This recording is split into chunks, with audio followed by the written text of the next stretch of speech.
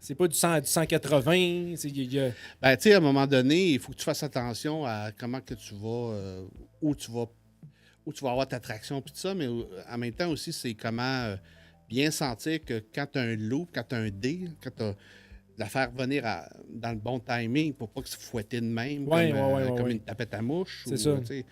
Puis ça, ben, au tout début, il faut corriger ça. T'sais, même la position de ta main sur ta canne, ça peut avoir aussi comment que tu sors ta soie le premier coup.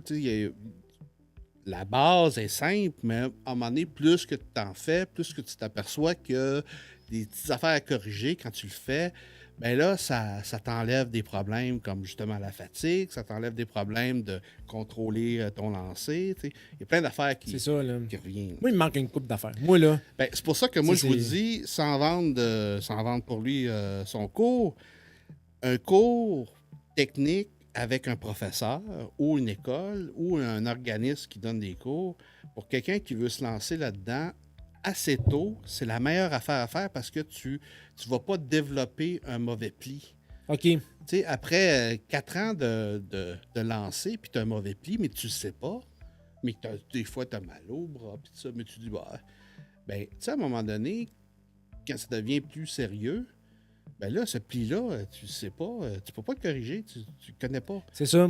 Comme moi, on dirait que moi, j'ai peut-être développé de quoi en ayant appris tout seul. Je sais pas si ça t'a déjà fait la même affaire.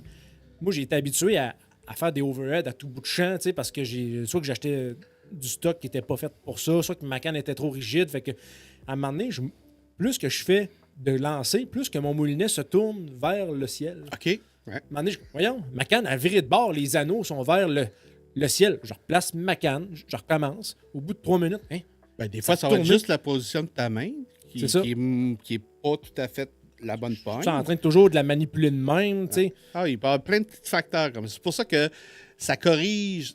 Dès le départ, quand on prend ça, c'est que ça élimine les mauvais plis que tu te fais sans t'en rendre compte.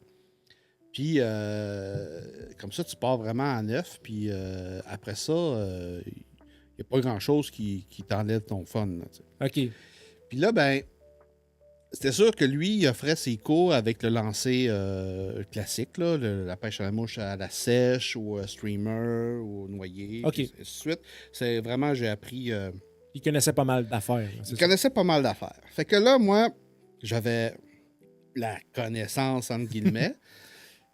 T'avais les livres, hein? Il te manquait le terrain. Ben là, j'avais le professeur, là, il fallait avoir le terrain de jeu. Ouais, c'est ça. Let's go. On se lance. Là, le terrain de jeu, ben là, c'est sûr que